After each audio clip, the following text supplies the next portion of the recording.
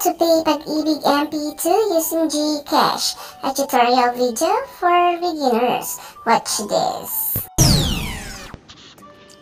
Hi guys, this is Earning TV channel. Ang topic po natin today is about how to pay MP2 Pag-ibig MP2 savings program via GCash. So dito guys, magbabayad ako ng MP2 ko via GCash. Ipapakita ko sa inyo yung process kung paano ko to babayaran sa aking GCash account. So click na natin ang GCash.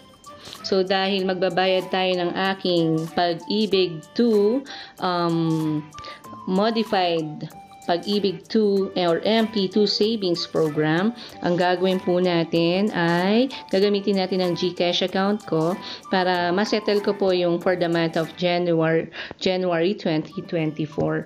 So, ang Pag-ibig MP2 savings program is a special voluntary savings facility with a 5-year maturity designed for active Pag-ibig Fund members who wish to save more and earn higher dividends. So, ang minimum amount po dito ay 500 pesos. So, ako po ay mag-pay ng 500 for this month of January 2024. So, ganito po ang process. Hanapin po natin ang View All Services. So guys, dito makikita natin yung mga features ng GCash. Hanapin po natin yung sa Pay and then i-click po natin ang Government. So ayan po, papakita ko yung tamang way on how to pay your MP2 via GCash. So yan guys, processing na. Wait po natin na ma-open tong ating sa government. Medyo matagal po.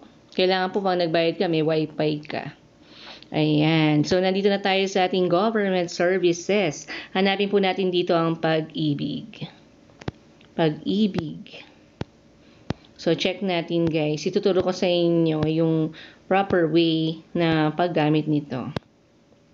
Nasaan na ba ang Pag-ibig? Hanapin natin.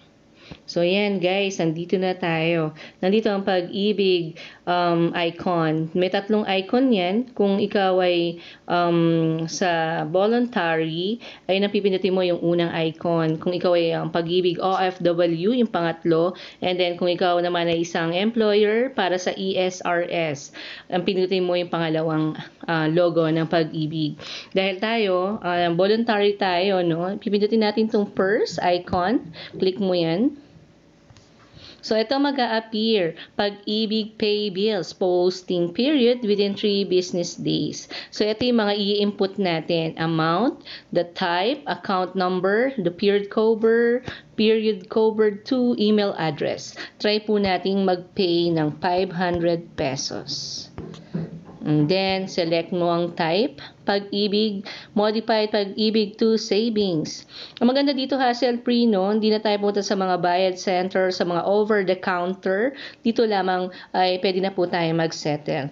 Make sure na may enter po natin ang tamang number or ang ating mid or HLID number para po ma-process po ng tama and pumasok po talaga sa ating account.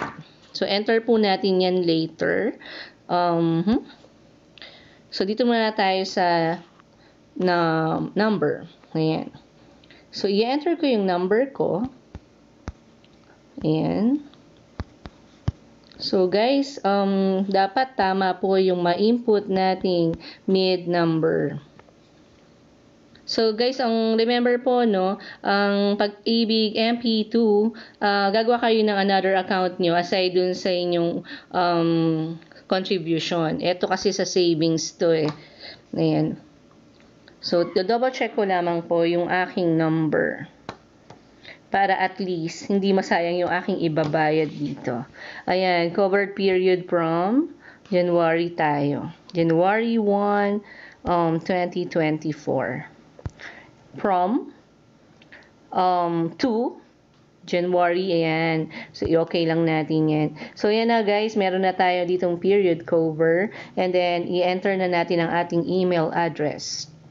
Optional na lamang po ito ang ating email address. Pwede nyo i-enter So, dito pwede natin i-enter ang ating email address. Optional din naman po kung pwedeng hindi or pwedeng lagyan natin. Pero ako, hindi ko na lang muna lagyan yan. Isi-save ko na lang yung aking resibo later. So, i-next mo yan.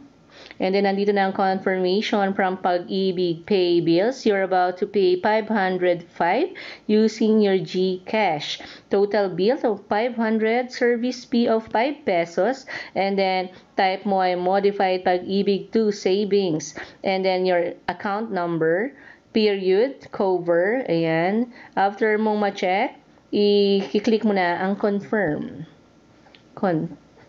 Ayan, sa ating confirmation, processing, iwihintay na lang po natin itong ma-process. So guys, ganun lamang po, no? Easy way kung paano tayo makakabayad. So ito na lang, dito na ang ating payment receipt na sinend po sa atin ng GCash, amounting to 505 pesos. And then, nandito ang account number, the period cover, the type, and your reference number, the date to day. This has been processed and your payment will be posted within 3 business days. GCash Pay Bills. So, ito guys, isi-save na lang po natin ito para sa future reference po natin na magagamit natin din po ito. I-save lang po natin sa ating cellphone para magkaroon tayo ng katibayan na nagbayad po tayo ng ating MP2. So, ganun lamang po guys. I hope nagkaroon kayo ng additional information on how to pay your MP2 Pag-ibig savings po dito sa ating GCash account. So guys, this is Erling TV. Kung di ka pa nakaka-subscribe, pakiclick na rin po ang subscribe button and i-click na rin po ang notification bell para lagi po kayong updated sa mga latest tutorial video ko dito sa YouTube. Again guys, this is Erling TV and have a good day po. And bye!